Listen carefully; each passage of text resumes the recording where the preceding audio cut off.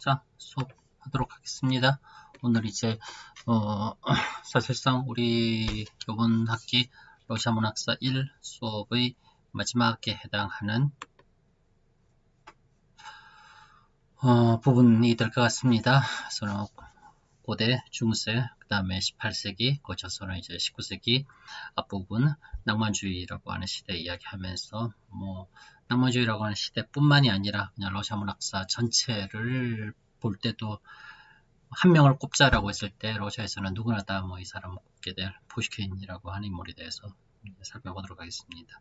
러시아 문학사 정합적 발전 경로의 완성으로서 푸시킨의 인물에 대해서 문학사적인 의미에서 살펴보는 겁니다. 푸시킨에 대해서는 당연히 한 시간만에 이야기할 수도 없고 한 학기 내내 푸시킨에 대해서 이야기할 수도 있고 실제로 얼마든지 그런 수업이 있습니다. 중국사 이제 많은 대학들에서 한 학기 전체 과정으로서 학부든 대학원이든 푸시킨이라고 하는 수업이 있습니다. 또는 심지어는 푸시킨에 대해서는 책도 그냥 몇 권을 쓸 수 있을 정도 살펴보자라고 했을 때 그런 범위 용량에 따라서 얼마든지 매우 다양하게 살펴볼 수 있으나 우리 수업에 있어서는 문학사라고 하는 측면에서 푸시킨에 대해서 이제 살펴보도록 하겠습니다. 크게 이렇게 몇 가지 나눠보았습니다. 낭만주의라는 시대의 인물로서의 푸시킨, 문학인으로서 푸시킨, 그리고 러시아 사회의 반영으로서 푸시킨, 러시아 문학사를 마치면서 전체에서 우리 이번 학기 수업에 대한 클로징으로서 이야기 조금 할 수 있도록 그렇게 하겠습니다.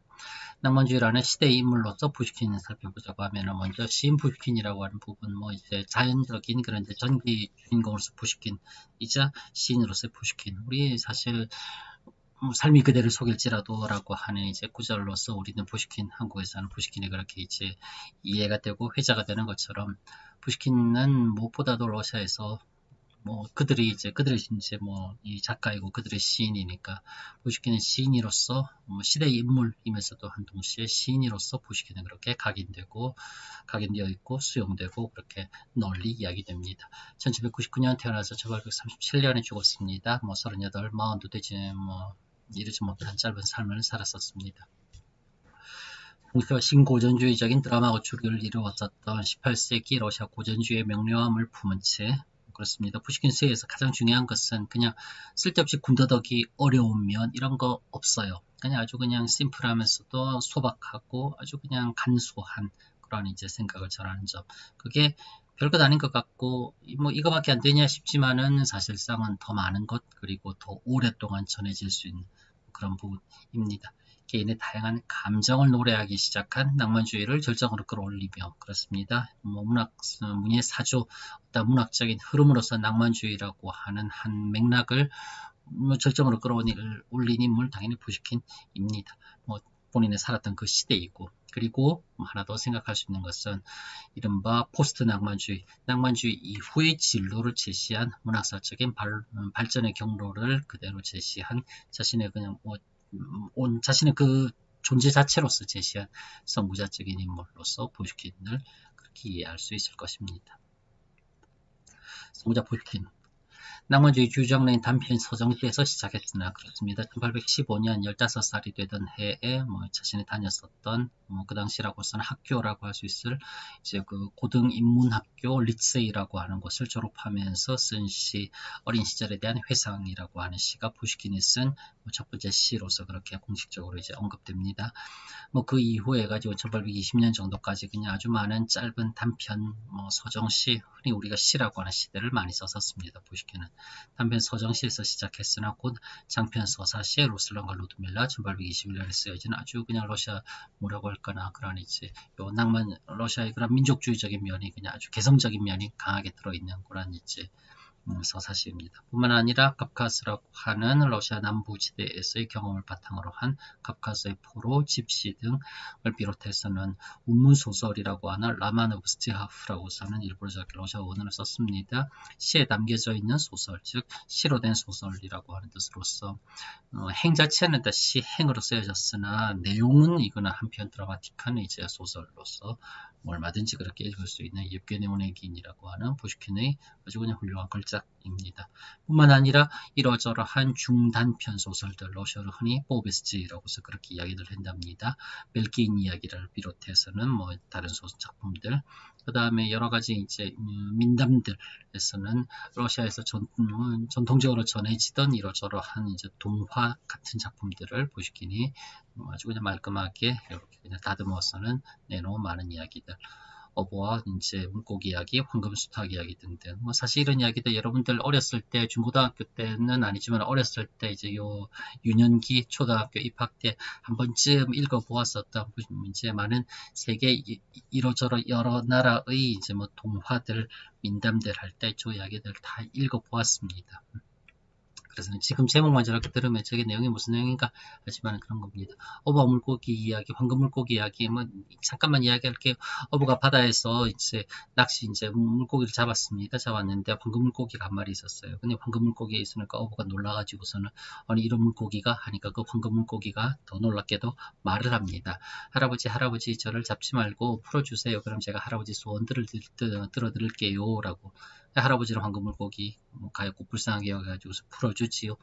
그러고서는 집에 와서는 이제 부인에게 할머니에게 그 이야기를 합니다. 마누라 내가 오늘 잡았는데 뭐 황금 물고기를 한 마리 잡았어. 근데 물고기가 말을 하지 뭐야 불쌍하게도. 그래서 내가 그 물고기 풀어줬지. 그러니까 이 할머니가 아이쿠 우리 영감 잘했네. 그게 아니라 아이고 이런 멍청한 영감탱이가 있나. 그런 황금 물고기는 시장에 내다 팔아도 엄청나게 이제 돈을 많이 받을 수 있는데 그런 거 다시 풀어주면 어떡해 하면서는 그 황금 물고기가 소원 들어준다고 했으니까 그럼 가서는 황금 물고기한테 소원 들어달라고 해봐. 진짜 잘했는지 한번 뭐 테스트라도 해보자 하면서는 이제 그렇게 해서는 점점 더 큰 소원 들어달라고 하고 할머니가 계속 할아버지한테 막 하지요. 마지막에는 어떻게 되던가요? 결국 그래서는 그냥 다 잃어버리고 너무 욕심을 과하게 부렸서는 모든 걸 다 잃어버리고서는 제일 처음에 형태를 먼저 그 상황으로 되돌아가 버리지요. 그래서는 결국 너무 많은 욕심을 부리는 것은 결코 뭐 좋지 않다라고 하는 뭐 매우 조금 뭐 권선징악적인 뭐 주제인데 싶지만 어쨌든 어부와 물고기 이야기 해가지고서는 전해졌던 그런 이제 사람들 입에서 입으로 전해져오던 이제 민담들 그거 이렇게 푸시킨이 다듬어 가지고서는 또 여러 작품으로도 그렇게 쓰곤 했었습니다. 우리 사실은 다 알고 있는 것들이에요, 심지어.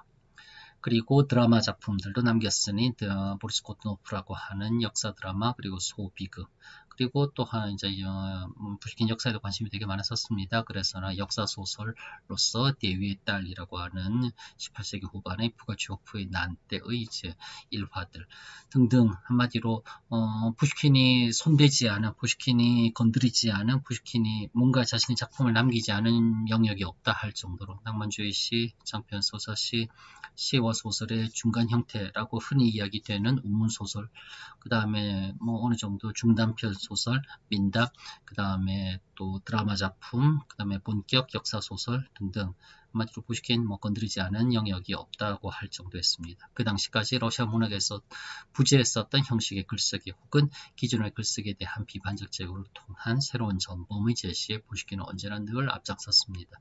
그래서 선구자 푸시킨이라고 이야기할 수 있으며 러시아 문학사의 발전에 푸시킨이 미친 뭐 영향, 공로라고 하는 것은 뭐 그저 대단합니다. 뭐 일반 사람들이 그런 이제 이렇게 뭐 러시아 문학사에서 내지는 러시아 문학 전체의 발전에 미친 푸시킨의 그런 영향 이런 거 생각해서 푸시킨은 위대하다, 훌륭하다라고 하는 것은 뭐 당연히 아닙니다. 푸시킨의 짧은 시 한 구절들 하더라도 그것이 때로는 아주 그냥 삶의 진리를 그냥 꿰뚫는 듯한 그런 명철함, 아주 그냥 간결함 속에 담겨있는 그런 푸시킨의 심오함 이런 것으로 인해서 푸시킨만한 사람이 더는 없다라는 의미에서 러시아에서 푸시킨에 대해서 그냥 이렇게 아주 열렬하게 받아들입니다. 물론 그렇게 러시아에서 푸시킨을 받아들임에 있어서는 우리는 외국어로 번역이 되니까 조금은 잘 직접적으로 느낄 수는 없지만 푸시킨의 러시아어 그 푸시킨의 러시아어가 전해주는 아주 그런 뭐라고 할까나 러시아어만의 그런 이제 특징, 아름다움 러시아어만의 그런 푸시킨의 구사하는 러시아어의 그런 이제 러시아어만의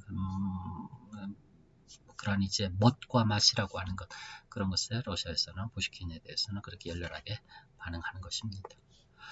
하나의 형식 일정 단계에 머무르지 않고 끊임없이 새로운 글쓰기 방법을 찾아놨었고 또 가장 훌륭한 신뢰를 남겼다라고 하는 점에서 푸시킨에 대해서도 이제 문학사적인 발전의 경로에서 우리도 이제 평가할 수 있습니다. 낭만주의 시대는 앞선 신고전주의의 보편주의에 반하는 이른바 개인과 민족의 개성과 독자성을 중시하는 시대였었습니다. 그랬었습니다. 수업 시간에 이미 여러 번 이야기했던 것 같습니다. 이러한 낭만주의의 시대와 함께 시대에 함께 고양된 러시아의 민족주의적인 정서에 걸맞게 러시아의 민속적, 전통적 이야기들에서 많은 영감을 받았고 또한 그러한 전통의 민담 세계를 그려냈고 이야기했었지요. 여기에는 어린 시절의 유모였었던 아리나 로디오노프의 역할이 또한 매우 컸었습니다. 유모에게서 이제 우리 도련님 오늘 무슨 이야기 해드릴까요? 하면서는 뭐 상상할 수 있는. 그래서 엄마 아버지 주변의 성인들과는 이제 귀족 사회 어른들과는 프랑스어로 이제 했었다면 이 유모에게서는 이제 러시아어로 된 옛날 이야기들 들으면서 모국어로서의 러시아어의 그런 리듬 러시아어라고 하는 것에 대해서 푸시킨은 얼마든지 접하고 이렇게 알아나갈 수 있었던 그런 상황이었습니다. 결국 고작 정형화되지 않고 끊임없이 자기 혁신을 통한 19세기 러시아 문학의 새로운 지평을 개척하고 닦아나갔다고 하는 점은 현실에 안주하지 않고 새로운 이상향을 찾아 끊임없는 정신적인 항해, 여행, 모험을 계속한 진정한 낭만주의 정신과 맞닿아 있다라고 얼마든지 전이된 의미에서 조금 더 높은 차원에서 은유적으로도 평가할 수 있을 것입니다. 낭만주의가 뭔가 움직임, 이동이다라고 하는 것에 대해서는 수업 시간에 이제 계속 이야기한 것 같습니다. 그러한 이제 머무르지 않고 뭔가 새로운 것을 향해서 지금보다 더 나은 것을 향해서 아예 완전히 다른 뭔가를 향해서 끊임없이 움직여 나갔었던 그런 이제 탐색과 어떤 이 추구의 정신이라고 하는 것, 낭만주의의 한 부분이라고 했을 때 푸시킨 자신의 그 자체가 이제 그러한 문학적인 실험, 형식적인 실험을 통해서 러시아 문학을 확장시키고 러시아 문학을 심화시켜 나갔다는 점에서 러시아 문학에서 푸시킨에 대해서는 얼마든지 선구자라고서는 얼마든지 평가할 수 있습니다. 또한 낭만주의라는 시대의 인물로서 푸시킨을 이야기함에 있어서 자유인으로서의 푸시킨이라고 하는 면에 대해서도 얼마든지 이야기할 수 있을 것 같습니다. 푸시킨은 무엇보다도 자유를 사랑하는 인물이었습니다. 1820년대 데카브리스트의 반란이 있었을 때 주동 세력에 동조하는 등 정치적 자유를 지향한 인물로도 좁은 의미에서 생각할 수 있겠지만 보다 궁극적으로 푸시킨은 시와 예술이 당연히 가져야 할 속성으로서의 자유, 시와 예술이 누려야 할 자유를 누구보다도 갈망했었던 인물이라고도 푸시킨에 대해서는 이야기할 수 있습니다. 그러한 이제 시와 자유에 대한 갈망이라고 하는 점은 역시 방금 앞에서 말한 낭만주의의 정신과도 이제 연결되어 있다. 당연히 그렇게 생각할 수 있습니다. 또한 시와 예술의 자유를 위해 사회적 정치적 자유를 전제한 그에 대한 강력한 이제 도전의 표현이자 이후 러시아 문학의 저항성 그리고 지사이자 투사로서의 시인의 역할, 사명으로도 발전하게 되는 그런 이제 첫 첫걸음을 띈 인물이 푸시킨이라고도 생각할 수 있습니다.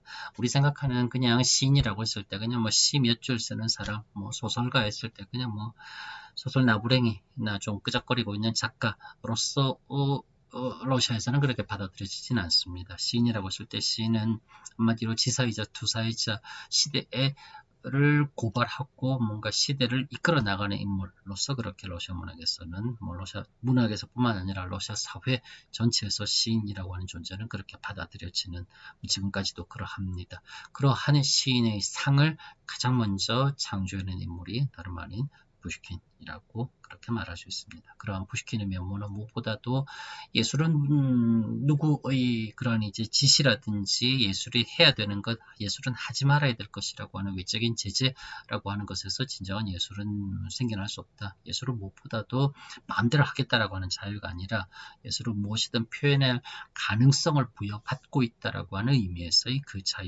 자유가 예술의 가장 기본적인 본원적인 특징 이며 또한 그러해야 된다라고 하는 생각에서 비롯해서는 결국은 조금은 지배층, 통치층 입장에서 봤을 때는 위험할 수도 있었겠지만은 결국 사실 모든 사람들은 많이는 자유로울 수 있다. 인간은 자유로워야 된다라고 하는 그러한 생각을 어렴풋하게나마 정치적으로도 그리고 본원적으로 예술이라고 하는 측면과 결합시켜서 생각해냈던 인물은 다름 아닌 푸시킨이었습니다. 그래서는 푸시킨에 대해서 자유인 푸시킨 그렇게 이야기할 수 있는 것입니다. 문학인으로서의 푸시킨으로서는 조금 이제 구체적으로 개별적으로 살펴보도록 하겠습니다. 먼저 푸시킨은 러시아 문학 최초의 전업 작가였었습니다. 조금 이제 아이러니하게 들리겠지만은 문학이라고 하는 것으로서 글을 쓴다라고 하는 것으로서 생계를 해결해 나갔었던 사람이었었습니다.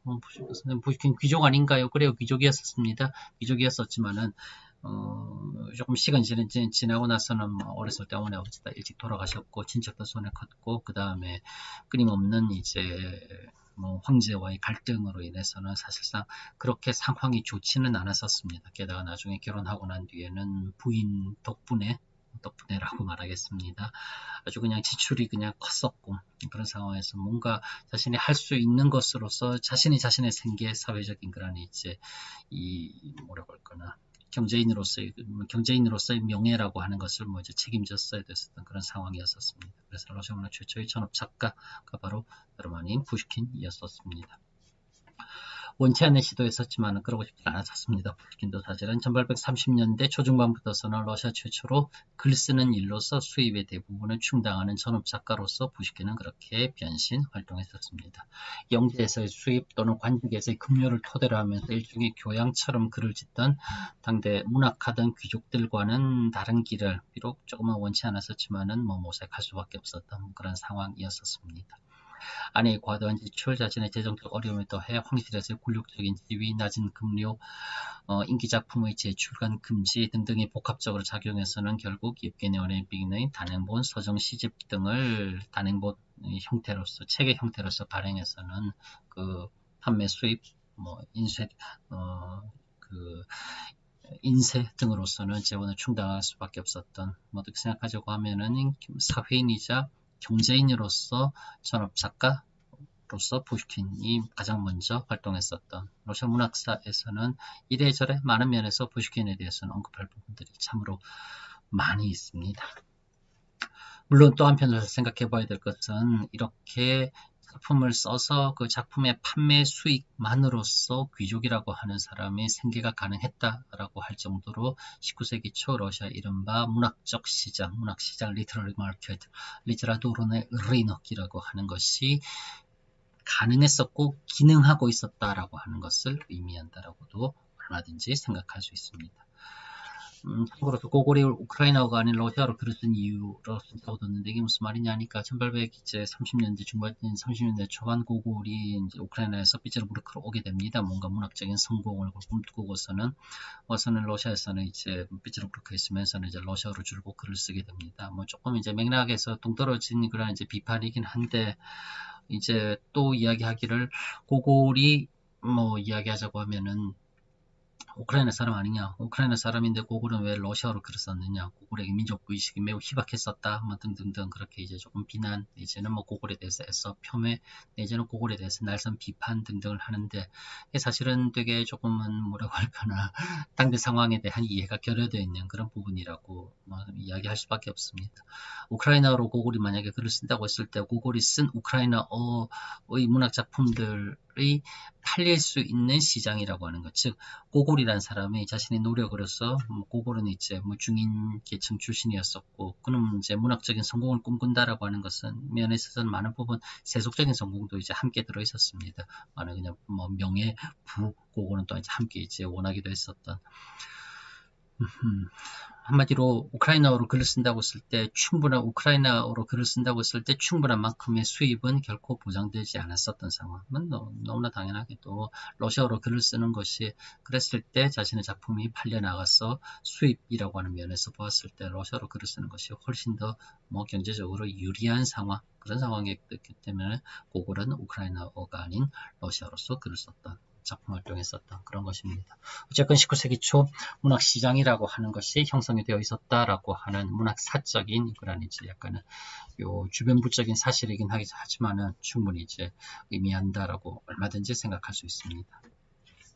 문학 잡지 발행인으로서의 푸시킨, 우리 지난 시간 18세기 등등등 할 때도 이야기했었지만은 잡지라고 하는 부분은 러시아에서는 조금 이제 독특하면서 또 특이한 영역, 장르, 그리고 부분을 차지하고 있습니다. 1836년 사실 뭐 1년 전입니다만 마침내 희망이 오던 문학 잡지의 발행이 푸시킨에게 허가되었습니다. 현대인이라고 하는 잡지를 발행하고 자신의 편집장의 역할을 맡게 된 그는 그러나 곧바로 어느 정도 상당히 수준 높은 문학 잡지의 실패를 맛보게 됩니다. 그 정도까지는 아직 사람들이 기꺼이 이렇게 넓게 대중화되기는 쉽지 않았었던 상황. 잡지 발행을 위해서 투입되는 것에 비했을 때 그러한 잡지가 발행되어서 판매를 통해서 돌아오는 것을 생각하자고 하면은 아직은 이게 맞지가 않았었다.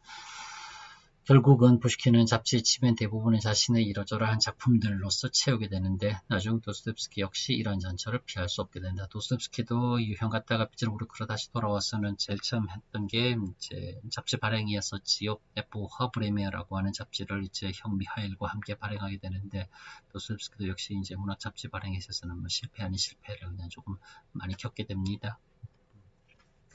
당시 이미 문학 잡지는 존재하고 있었으나 엄밀한 의미에서의 순수 문예 잡지는 아니었습니다. 러시아에서 순문학과 견문학의 경계 모호하듯이 이들 잡지 또한 가장 대표적으로서는 푸시킨 등의 반발하던 불가린이 발행하던 조국의 아들이라고 하는 잡지에는 사회, 정치, 철학, 문화 등 당대 사회의 폭넓은 주제에 관심을 망라한 글들이 실리고는 있었습니다. 이런 잡지들과 노선을 달리해 순수 문예만을 고집한 푸시킨의 잡지는 아직은 낯설었었고 대중들은 받아들일 준비가 조금은 되어 있지 않았었던 그런 상황이었었습니다. 이제 18세기 잡지할 때 말했던 것처럼 순수 문예란 그 다음에 이러저러한 비문예란에 해당됐을 만한 정치적인, 사회적인, 조금 이제 시론적인, 철학적인, 이념적인, 사상적인 많은 다른 내용들이 이제 문예 작품들과 함께 존재했었는데 푸시킨이 발행한 잡지는 이제 순수 문예 요 내용들만이 이제 차지하고 있었다. 그래서는 조금 실패하는 실패를 겪었었습니다. 그러나 19세기를 넘어 20세기까지 위대한 러시아 문학의 한파 역할을 한 이른바 문학 잡지의 역할에 대한 그의 직관해야는 당연히 놀랍다고밖에 할 수 없을 것입니다.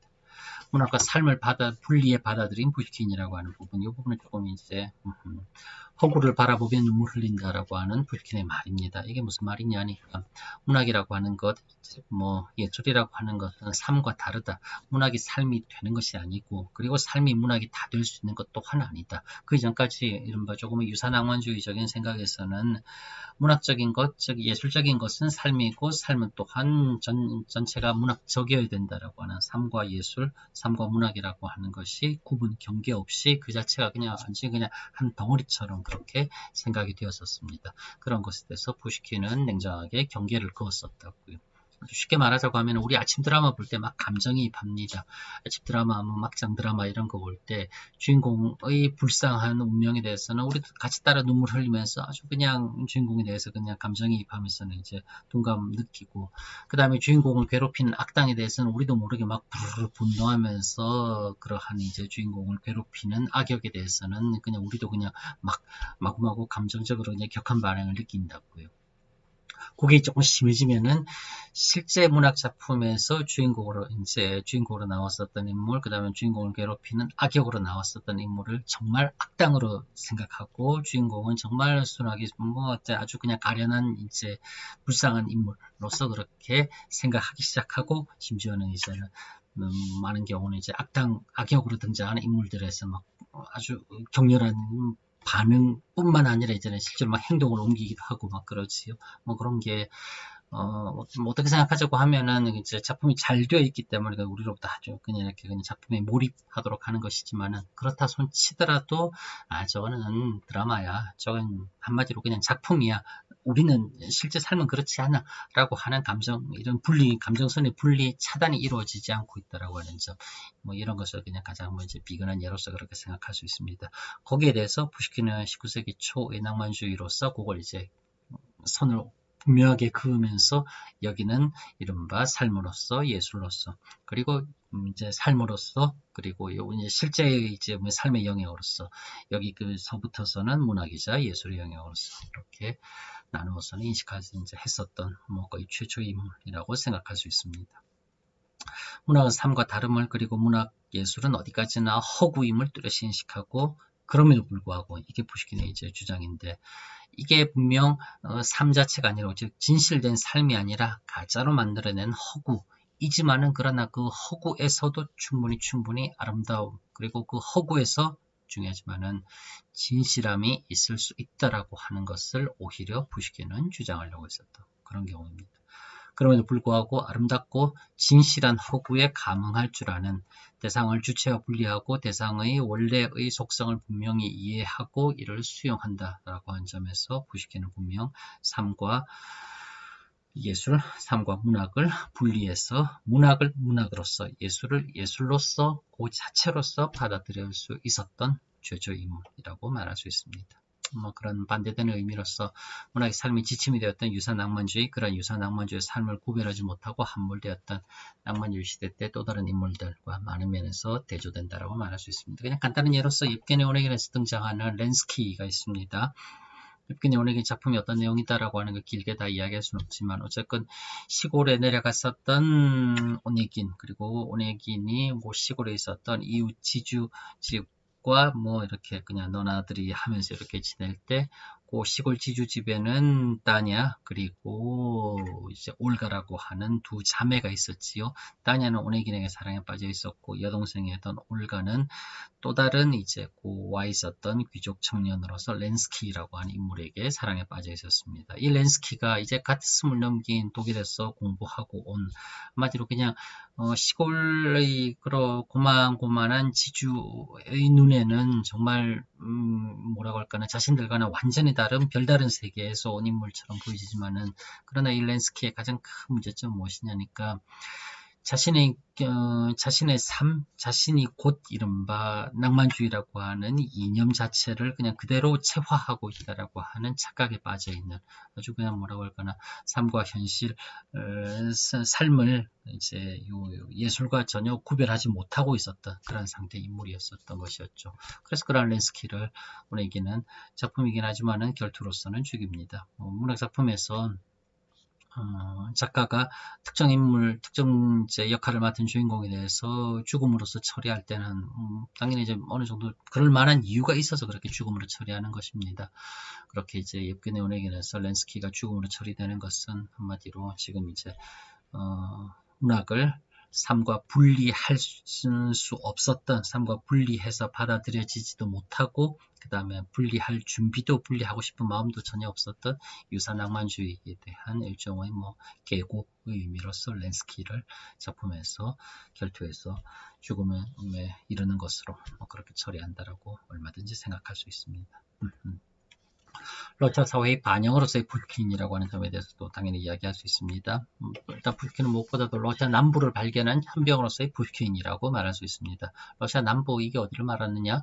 1820년 5월 20살이 간 넘었을 때 벌써 이때부터 일련의 저항적이며 고발적인 시로 인해서 우크라이나 남부, 그리고 지금의 몰도바, 당시에는 베사라비아라고 해서는 이제 갓 병합한 지역에 있었는데 러시아 제국이 수도 키시니오프라고 하는 곳으로 3년 동안 이른바 남부 유배라고 하는 생활을 가게 되었습니다. 이렇게 남부 유배 생활을 하는 동안 푸시킨은 이제 자신의 일종의 감시자였었지만은 이제 주변의 도움으로 인해서는 카프카스 일대를 여행할 수 있었고, 이때 그 여행에서 인상과 경험은 이른바 러시아 문학에서 아주 선명하게 드러나는 바이런의 시대라고 하는 이제 이 시대를 열게 해주었습니다. 푸시킨에게 있어서. 서사시 카프카스의 포로, 그 다음에 집시, 바우치사라의 분수 등 카프카스와 러시아 흑해에 연한 남부 초원지대를 배경으로 한 일련의 푸시킨의 서사시들에서 이른바 카프카스라는 러시아 남부는 푸시킨에 의해 문학적으로 발견되었고 상트페테르부르크와 모스크바에 소개되었던 것입니다. 그래서 이제 푸시킨에 대해서 러시아 남부를 발견한 천병으로서의 푸시킨이 그렇게 이야기합니다.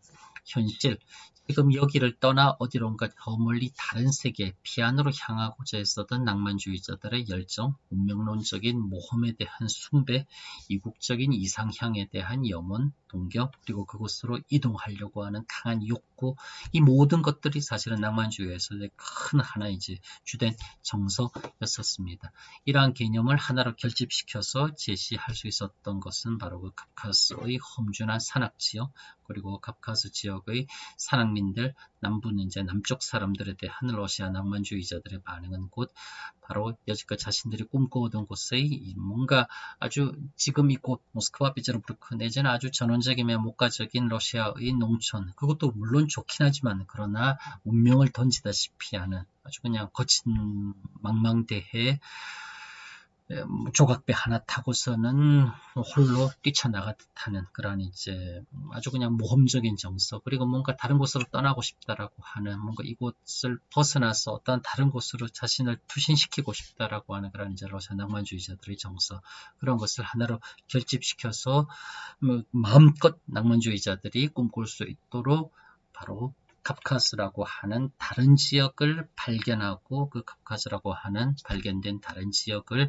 문학적으로 구현해서 제시한 그 사람이 푸시킨이에요. 그래서 결국은 푸시킨이라고 했을 때 푸시킨과 낭만주의 푸시킨 이렇게 이야기할 때 푸시킨 그 삶 자체로도 그러할 뿐만 아니라 그런 또 푸시킨의 이 행위, 푸시킨의 문학 작품으로서 러시아 사회에 미친 영향으로 생각할 때 낭만주의라고 하는 당대의 문예사조 흐름은 푸시킨과 떼어놓고서는 그렇게 좀 생각할 수 없는 그런 상황입니다. 이 카프카스 지역이 러시아와는 좀 다르게, 러시아 같은 어떤 사람은 러시아에 대해서 별명처럼 이렇게 이야기하기도 합니다. 누워있는 거인이라고. 누워있다고요, 거인이. 즉 아주 그냥 넓게 수평적으로 퍼져 있긴 하지만은 러시아 사회, 러시아의 자연지형이라고 하는 것에서 어떤 수직적인 변화 흐름이라고 하는 것은 읽어내기가 매우 쉽지 않습니다. 러시아는 산이 없이 아주 만만한 구릉지대로서 오랫동안 펼쳐져 있는, 그냥 가도 끝이 없다시피 펼쳐져 있는 그런 상황에서 카프카스 산맥이라고 하는 그 지역은 아주 그냥 지리적으로 이제 지형적으로 넓은 지역은 아니지만은 아주 그냥 극단적이다 싶을 정도로 험준한 산악 지형으로 인해서는 아주 그냥 넓은 수평적인 시선에 익숙해져 있었던 러시아인들에게 카프카스의 아주 그냥 험준한 산, 계곡 등등은 그냥 새로운 그 자체였었습니다. 그런 이제 새로운 그 자체를 한마디로 모스크바의 비츠르부르크의 귀족들, 수도에서의 삶에 젖어 있던 사람들에게는 정말 자신들의 지금 것과는 완연히 다른, 여지껏은 한 번도 해보지 못했다 싶은 그러한 이제 세계를 구체적으로 그려냄에 있어서 가장 이제 현실적인 그런 요 대안을 제시한 게 바로 이 카프카스의 산악지형이었습니다. 그걸 푸시킨이 문학적으로 구현해서는 낭만주의라고 하는 것에 뭔가 다른 것을 꿈꾸고 있었던 러시아 시인들, 러시아 사회에 그냥 던져주었다고요. 그래서는 남부를 발견한 천병으로서 푸시킨, 얼마든지 그렇게 말할 수 있습니다. 누적된 모방의 창조의 가능성, 여기서부터 사실상 푸시킨에 대한 가장 핵심적인 부분이라고 말할 수 있습니다. 무슨 말이냐니까 17세기까지 모스크바 대공국의 중세 러시아에서 18세기 피오트르 대제 이후 근대 러시아로의 그런 이제 기억적인 변화의 가장 큰 화두는 이른바 유럽처럼 되기였었습니다. 모이츠각 이브로오빠, 유럽처럼 되기였었다. 모든 하드웨어로 유럽처럼 바꾸는 것이었습니다. 가장 기본적인 복식부터 시작해서는 이제 먹는 방법, 말하는 방법, 옷 입는 방법, 사람들과 교류하는 방법, 집 짓는 방법, 도로 만드는 방법 등등 모든 삶의 외적인 조건들을 유럽처럼 하자라고 하는 것이 이야기가 적었을 때 18세기 피오트르 대제가 추구했었던 서구화 개혁이라고 할 수 있었습니다. 하지만 그렇게 유럽인들처럼 입고 먹고 자고 집을 짓고 그 속에서 생활하고 할 수 있더라 하더라도 러시아인이었지 유럽인이 될 수는 없었던 거고 너무나 당연한 것이었습니다. 유럽인이 된다라고 하는 것은 러시아 땅에서 태어난 순간 러시아인이기 때문에 유럽인은 될 수가 없었던 것. 유럽의 교양인 그들처럼 먹고 마시고 입고 자는 것, 그리고 그들처럼 생각하고 행동하는 쓰는 것, 바로 이제 그것이 유럽처럼 되기였었지만 유럽인이 될 수는 없었습니다. 하지만 그럼에도 불구하고 그러한 유럽 되기라고 하는 것을 가능하게 하고 더 빠르게 한 것이 바로 18세기 계몽주의와 절대주의의 전제정이었습니다. 암과 지식이 미덕이 되는 사회에서 유럽 알기라고 하는 것은 러시아에서 가장 권장되던 학습이었고, 절대주의 전제정에서 강조된 사회의 위계로는 러시아 역시 유럽처럼 체계를 갖춘 문명 사회가 될 것을 강하게 요구했었던 그런 상황이었었습니다. 이런 맥락에서 우리는 여지껏 18세기 러시아를 이른바 학습의 세기라고 말하며 이때 학습은 사실상 르네상스 이후 축적된 소유로 문명을 압축발로 얼른 카피와 이를 풀어내 재빨리 습득하길 요구했었던 그런 것이었습니다. 18세기 러시아의 신고전주의적 경향은 말할 것도 없이 러시아의 낭만주의 역시 그 시작은 독일의 헤르더 슐러, 괴테, 노블리스 또는 영국의 월터 스코트, 심지어는 셰익스피어의 영향, 존 바이런 빠졌네요. 시작 숙성되어 나갔다라고 할 수 있습니다. 그 산증인이 바로 푸시킨이라고요. 수업 시간에 이야기했었던 것처럼 낭만주의 시대까지만 있는 낭만주의 시대에 이르렀어도 역시 러시아는 뭔가 일단은 출발은 남의 것들을 가져왔었습니다. 타자의 이제 문화, 타자의 문명이라고 하는 것을 가져와서는 그걸 자기화하는 과정, 그 자기화하는 과정에서 자기화하는 과정을 아주 빠르게 그리고 아주 완벽하게 해냈었더라고 하는 것. 그게 이제 러시아 문화의 큰 특징이라고 말할 수 있는데 낭만주의 역시 예외가 아닌 것이며 그렇게 낭만주의에서의 중심의 중심에 서 있던 푸시킨 역시 어렸을 때부터 프랑스 시인들의 시, 독일 시인들의 시, 영국인들의 소설을 읽으면서 다른 사람들은 이렇게 생각하고 이렇게 말하고 이렇게 쓰는구나. 그건 다른 사람들이 그렇게 생각하고 그렇게 쓰고 있는 것이며 우리 러시아는 어떻게 쓰고 어떻게 생각해야 될 것인가 라고 하는 우리 러시아는 이 부분에 누구보다도 집중했었던 바로 푸시킨이라고 생각할 수 있습니다. 푸시킨의 주제를 다룬 사랑, 이별, 죽음, 밤, 자연, 뭔가의 교감, 이미 모두 한 세대 전쯤 바이런을 비롯한 서유럽의 서정 시인들 누구나가 노래한 주제이며 푸시킨의 역사 드라마는 셰익스피어에 대한 오마주 정도라고도 생각할 수 있습니다. 또한 푸시킨이 시도했었던 역사 소설은 젊었을 적에 읽은 월터 스코트의 잉글랜드 소설 아이반호우와 크게 다르지 않습니다. 가장 독창적이라고 할 만한 운문소설 예브게니 오네긴 역시 단테의 신곡 또는 괴테의 파우스트, 호머의 영향의 연장선상에 있다라고 말해도 크게 이상하지 않습니다. 그럼 푸시킨이 그러면은 결국 자기가 해낸 건 뭐냐? 뭔가 푸시킨의 오리지널한 것은 무엇이냐라고 하는 질문은 당연히 우리 생각할 수 있습니다. 푸시킨의 위대함은 바로 여기 있다고요. 푸시킨은 빨간색으로 할 걸 그랬구나. 모방을 함으로써 창조해냈습니다. 무슨 말이냐니까 푸시킨의 주제, 형식, 내용은 사실상 모두 다른 나라의 문학, 옛날 문학, 다른 작가의 문학에서 가져온 것들입니다. 푸시킨은 이 모든 남의 것들을 조금씩 뒤틀고 변형시키고 보완해서는 나의 것으로 다시 만들어냈다고요. 푸시킨의 전제성이 다름 아닌 모방을 재생산으로, 모방을 모방해서 그치지 않습니다. 모방을 재생산으로, 그리고 재생산을 이제는 매우 적극적인 창조로 전변시켜내는 그의 능력. 그게 바로 푸시킨의 능력이었던 것이었습니다.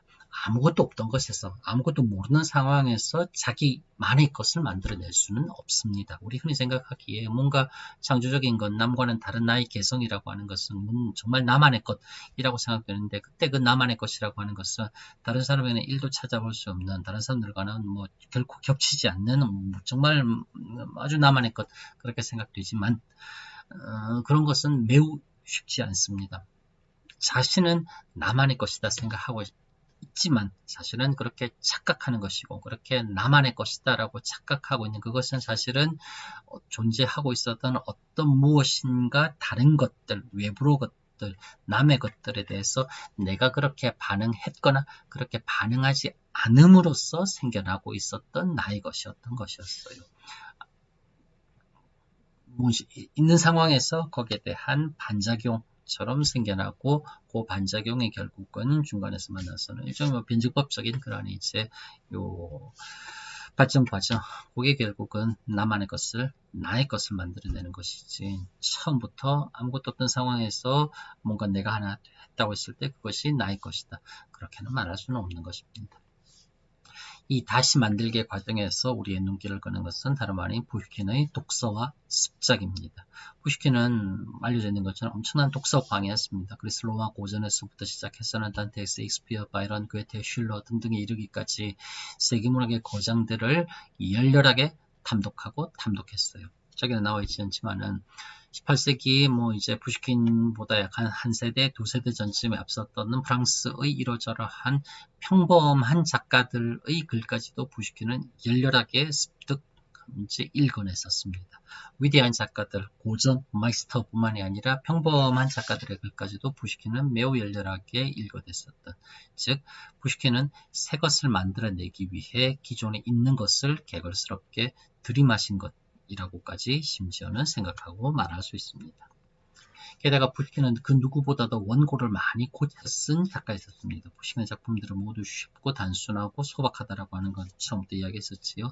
마치 영감에 가득 찬 작가가 순식간에 스르륵 일필휘지처럼 쓴 것으로 보이는 경우도 많이 있습니다. 그러나 푸시킨의 유품을 정리해 쓰던 동료 작가들의 증언에 따르면 푸시킨의 작품으로서 단숨에 한 번에 한 호흡에 쓰여진 것은 단 하나도 없었다라고 할 정도로까지 푸시킨은 천재처럼 보이지만 그러나 그 천재 또한 끊임없이 조금씩 다듬고 고치고 살짝씩이라도 바꿔가면서는 뭔가 최상의 형태를 끌어내려고 매우 애썼다라고 하는 점. 이건 우리가 생각하는 그런 모습과는 많이 조금은 다릅니다. 아무리 하찮게 보이는 시행 하나도 수십 번에 걸쳐서 다듬어졌다는 것이다. 천재작가 이미지 뒤편에는 독서 습작으로 밤을 지새우는 그러한 이제 작가의 노력하는 모습이 존재했던 것이라고 이야기할 수 있습니다. 결론하자고 하면 푸시킨은 서구문화의 고전고대 시대로부터 18세기에 이르는 모든 문학을 섭렵, 소화해 러시아적인 토양에 맞는 러시아적인 글쓰기로 수용 가능한 그 최초의 형태를 바로 자신이 빚어놓은 것입니다. 아무것도 없던 문학적 선배들도 없던 상황에서 18세기까지만 하더라도 서구의 것을 가져와서 무언가 학습하는데 무언가 example대로 써보는데 훨씬 더 투자했었더라고 한다면은 19세기 이르면서 푸시킨에 이르러서는 이제 받아들인 남의 것 그리고 그것을 어떻게 쓰는지 열렬하게 계속 나도 다시 써보면서는 익혔던 것 거기에서 이제 뭔가 정말 진정한 우리 것이라고 할 수 있을 러시아적인 것이 푸시킨에 이르러서는 비로소 등장하기 시작했다. 결국은 끊임없이 베껴 쓰고 쓰면서 조금씩 달리 써보고 조금씩 달리 써보고 그렇게 하면서 서서히 이제는 자기 것이 나오기 시작했었던 수용하고 모방하고 단순 모방에서 이제 소극적인 창조, 적극적인 창조, 이제 완연히 자기 것을 내어놓기 시작했었던 바로 그게 푸시킨의 낭만주의 시대라고 말할 수 있을 겁니다. 요컨대 18세기로부터 비롯해 푸시킨에 이르기까지 시간 속에서 누적된 모방의 충족층이 19세기 낭만주의 이후 러시아의 창조의 토대가 된 것이다 라고 그렇게 이야기할 수 있을 것입니다. 모방의 성숙으로 진화되는 러시아 사회, 이제 하나의 실질적인 예처럼 그렇게 이제 해서는 하나 말할 수 있는 게 예브게니 오네긴 작품에서 이야기할 수 있을 것입니다. 예브게니 오네긴에서 여주인공 다치아나는 시골로 온 수도 상피지로브르크의 아주 그냥 세련된 신사 오네긴은 처음 본 순간 사랑에 빠집니다. 그리고 이제껏 자신의 프랑스 소설책에서 읽은 것처럼 지금 나타난 이 사람에게 자신은 마치 운명적인 사랑에 빠져야 하는 숙명에 처해 있다고 철석까지 믿고서는 프랑스 소설책에 나와 있는 바로 그 연애 편지를 자신의 연애 편지인 것인 양 불어 써서 보냅니다. 요게 푸시킨에서는 그냥 이야기하자고 하면 우리는 그냥 시골에 있는 지주 귀족의 그냥 어여쁜 아가씨가 수도에서 온 멋쟁이 신사에게 푹 빠져가지고서는 연애 편지를 보내는 아주 그냥 세속적이면서도 그냥 가벼운 이제 연애담처럼 생각할 수 있지만은 이러한 이제 묘사와 모티브 자체가 푸시킨은 18세기 당대 프랑스 소설책에 푹 빠져서는 한마디로 요즘 21세기 우리 늘 잘 하는 말로 사랑을 글로서만 배운 사랑을 이제 책으로만 이제 연애를 책으로만 배우고 있었던 다시아나 같은 경우는 오네긴이 나타나는 순간 그 오네긴을 바라보면서 오네긴에게 사랑에 빠지는 것 마치 소설책에 나와 있는 것처럼 소설책 보면 항상 등장하는 게 멋진 주인공 등장하고 남자든 여자든 상대방은 그 이제 등장한 주인공에게 푹 사랑에 빠지는 것처럼 자기도 역시 지금 내 눈앞에 등장한 저 오네긴이 나의 운명처럼 등장한 연인인 것이고 나는 그 연인에게 사랑에 빠지는 것 그건 내게 이미 내가 태어나는 순간 내게 정해진 숙명 이렇게 받아들이는 것이라고요. 그리고서는 프랑스 소설책에 나와 있는 것처럼 이제 연인에게 편지 보내고서는 자신의 그런 열렬한 감정을 토로하는 것 그게 너무나 당연했던 것처럼 자기도 역시 소설책 읽은 그대로 이제 연인에게 편지를 보내기 시작합니다. 프랑스어로. 그것도 또한 한마디로 18세기 그렇게 서구화 개혁화 시기 러시아가 서구 문명을 받아들이면서 서구화 되어 가고 있던 서구처럼 되어 가고 있던 그 상황을 바로 이 타지아나의 모습으로서 푸시킨은 그렇게 제시합니다.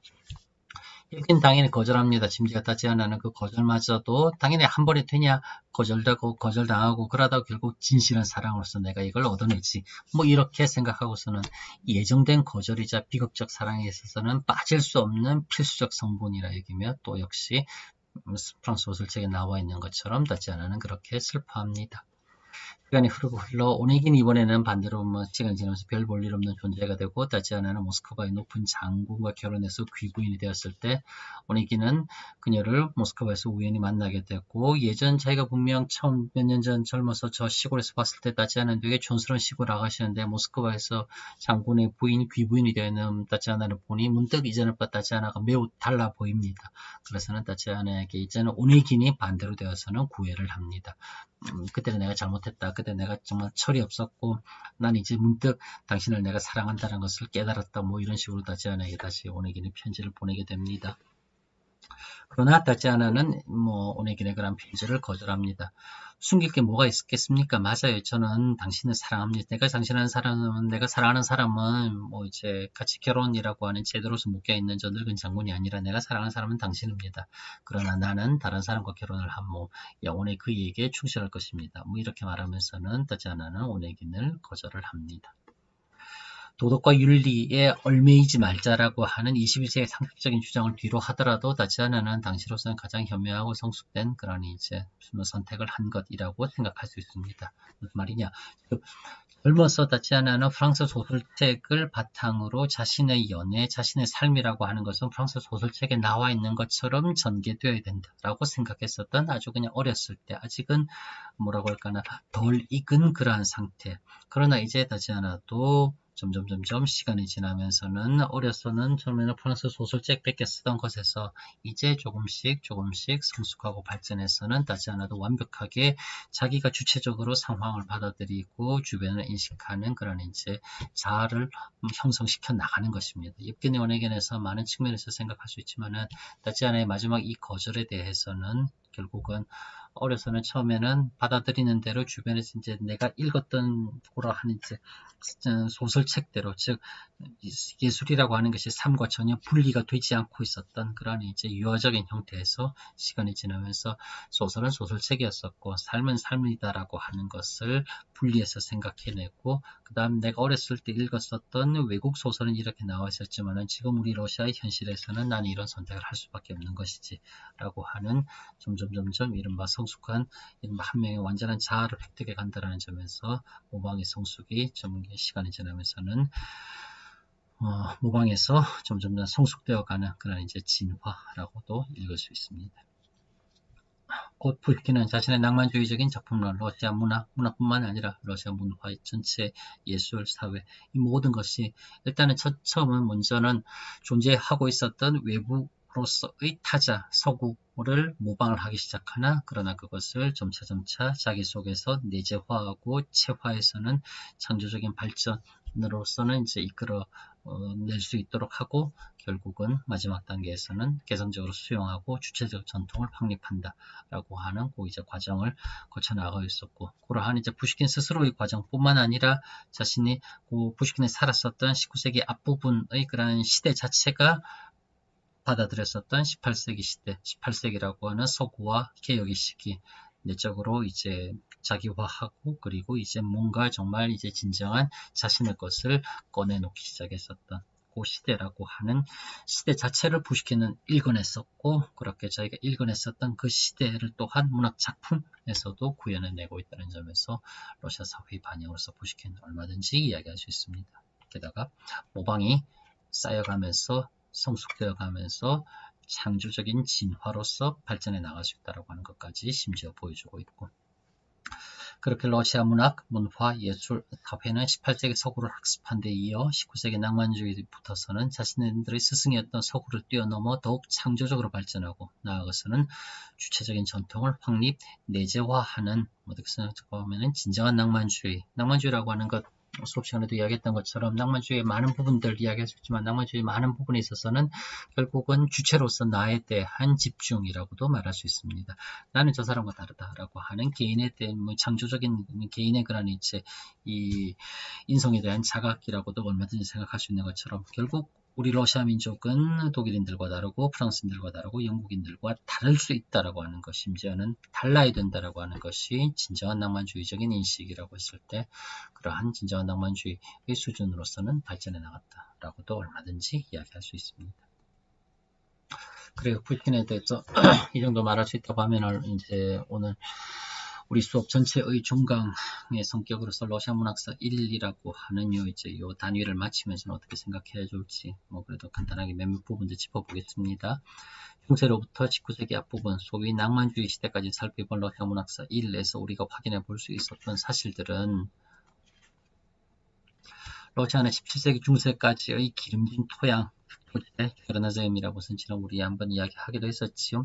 이른바 그런 기름진 토양을 19세기 받아들였었던 서구와 근대화 개혁의 서구식 틀의 안에다가 차곡차곡 담아낼 수 있었고 거기에 씨가 뿌려졌다고요. 그리고 그게 19세기에 접어들면서는 본격적인 발전을 이제 이루어 나가기 시작했으니 낭만주의 시대 때 푸시킨과 함께 아름다운 장미로서 피어나게 되었었고 그리고 그렇게 이제 화분 속에서 피어난 그 이제 아름다운 장미나무를 끄집어내서는 밖으로 가지고 나가서는 흙에다가 심었더니 거기서 울창한 자작나무도 그리고 침엽수림도 피어나는 아주 그냥 말 그대로의 그냥 아주 울창한 러시아의 숲을 만들어냈었다고요. 그런 의미에서 러시아의 숲은 전대미문의 번성, 리얼리즘이라고도 생각할 수 있습니다. 그러한 내용과 형식이 되었다라고 어떤 역사적인 선적 발전의 경로에서 충분히 생각할 수 있습니다.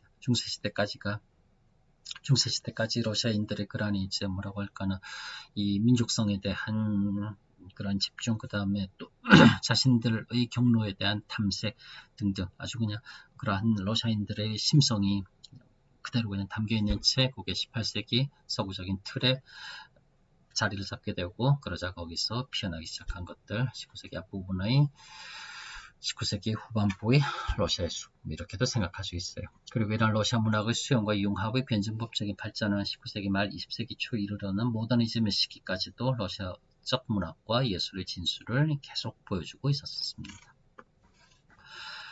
우리 제일 첫 시간에 수업 시간에 무슨 부분부터 시작했다라고 하는 기억나나요? 문학이 무엇인가? 라고 하는 질문에 대해서 우리 항상 이제 우리 생각해 보았었던 거기서부터서 우리 교재도 시작했었고 우리 수업도 시작했습니다. 문학이 뭐라고 생각하나요, 여러분들?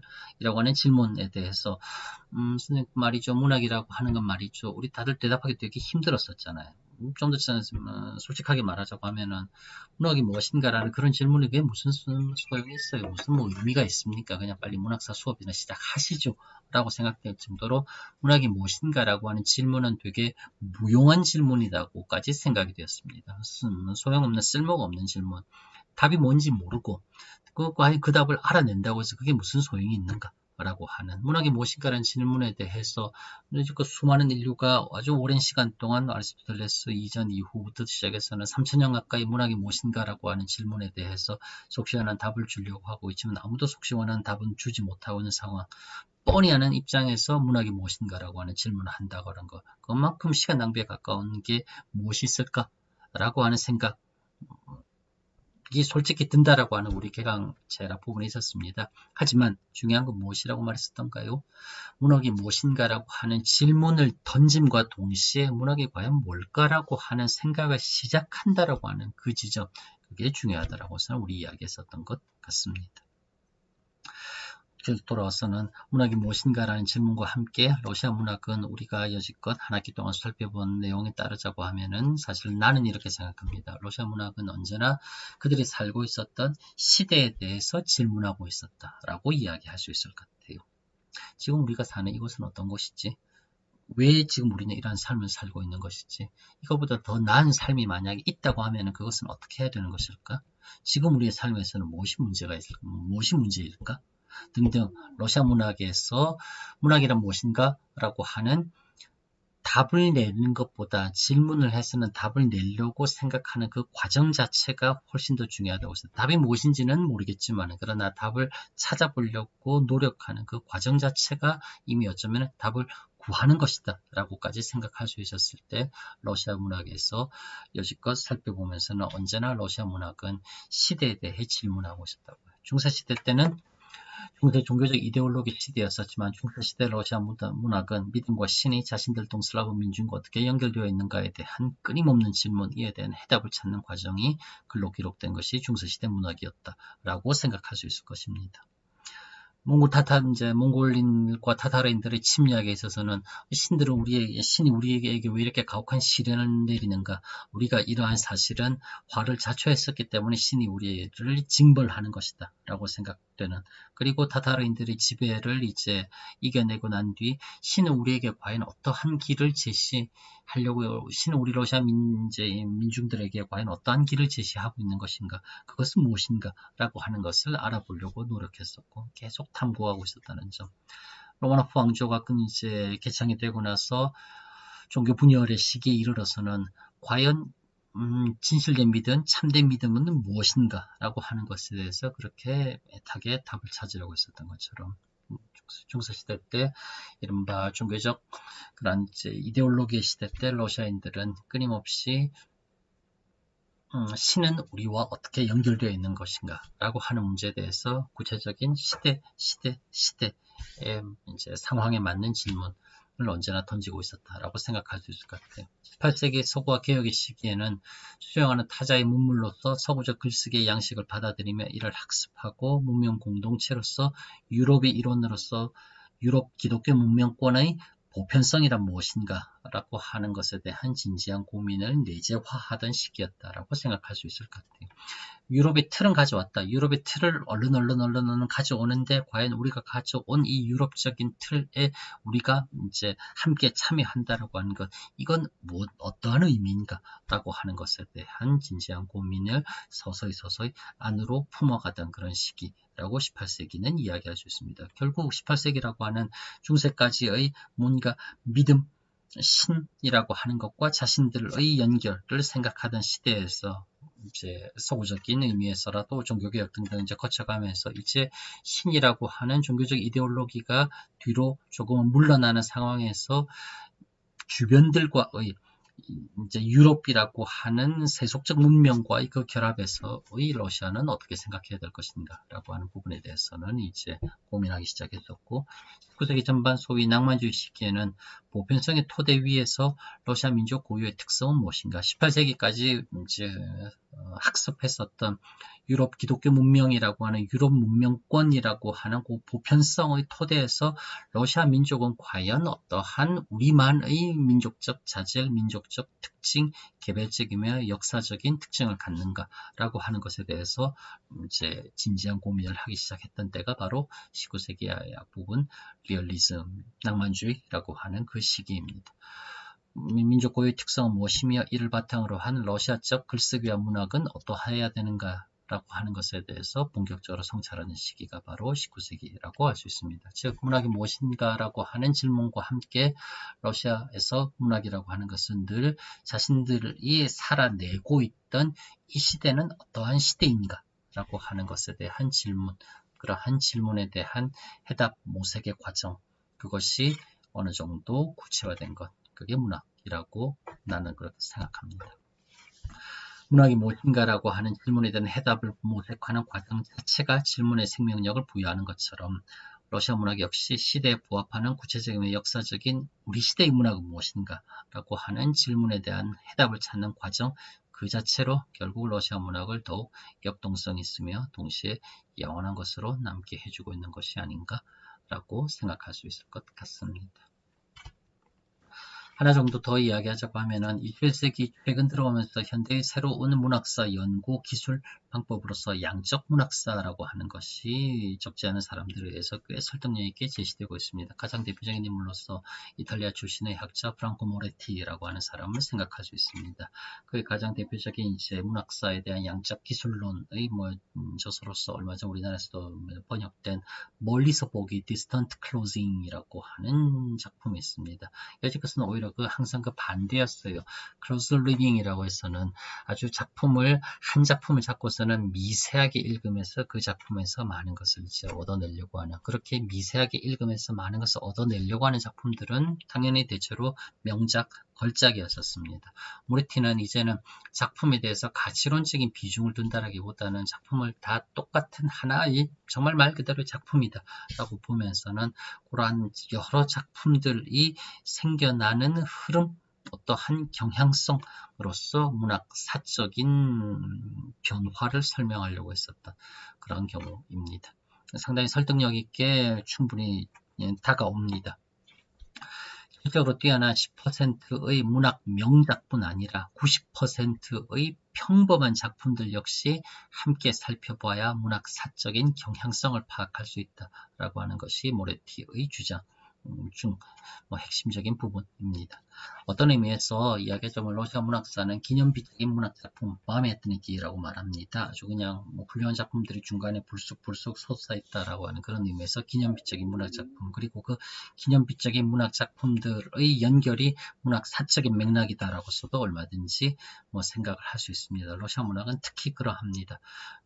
중세시대 때 이글의 원정기, 그 다음에 또 아바코모의 생애전, 18세기에 와서는 18세기의 로마노소프의 송시들, 그 다음에 세태이극들, 19세기 넘어와서는 ев게니 오네긴이라고 하는 이제 운문소설, 밀킹 이야기라고 하는 산문으로서의 전환을 예고하는 가장 본격적인 작품, 우리 시대의 영웅이라고 하는 레론도프의 낭만주의 시대의 전형적 주인공들의 초상을 그린 작품들, 그거를 이제 죽은 혼이라고 하는 아주 그냥 휘황찬란하게 그지없는 러시아적인 필력의 극치를 보여주는 작품, 그 다음에 투르게네프의 작품을 거쳐서 도스토옙스키의 걸작들, 톨스토이의 전쟁과 평화, 취업의 4대 희곡 등등 굵직한 작품들, 그 작품들이 일종의 마치 이제 시냇가를 건너는 징검다리처럼 크게 위치함으로 인해서는 그 걸작들을 딛고 나아가면서 문학사가 형성이 되어 나간다라고 러시아 문학사는 흔히들 그렇게 많이 생각할 수 있습니다. 반면에 그러한 큰 작품 주변에 또한 큰 작품 못지않은 평범한 작품들 또한 언제든 함께 있다고, 그런 평범한 작품들까지 큰 작품과 함께 살펴볼 때 문학사의 진정한 경향성, 흐름을 이해할 수 있지 않을까라고 하는, 조금은 맥락을 감안해 러시아 문학사에 대해 좀 더 보완적인 접근을 하는 것 또한 향후 러시아 문학사에 대한 진지한 방법론의 하나로 충분히 고민해 볼 수 있을 지점입니다.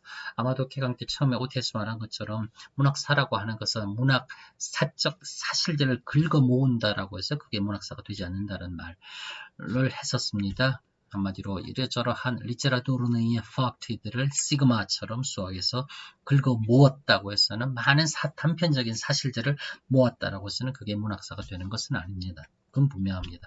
문학사의 어떠한 맥락적인 서술이 이제 게재될 때 그때 문학사가 재구성되는데, 그때 맥락적인 서술을 재구성함에 있어서 걸작 중심뿐만 아니라 평범한 작품들을 걸작과 연결해서 시대의 한 모습으로서 제시하는 맥락적인 서술, 그때는 분명 문학사에 대한 보다 조금은 포괄적인 그런 이제 양적인 측면, 질적인 측면 함께 감안한 문학사의 훨씬 더 입체적이며 중천적인 완전한 모습이라고도 생각할 수 있을 것입니다.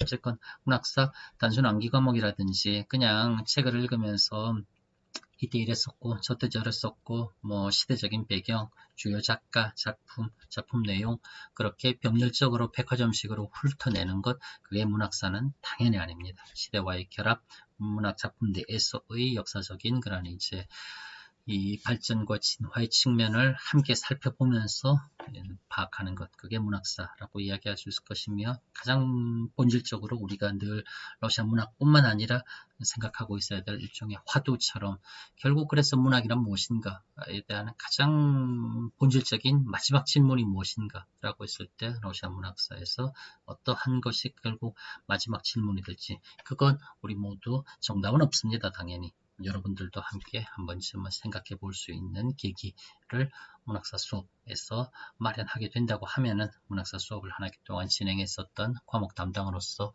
나로서는 최소한의 소임은 다 하지 않았나 하는 생각을 하게 될 것 같습니다. 그래요. 그럼 이렇게 해서는 2021학년도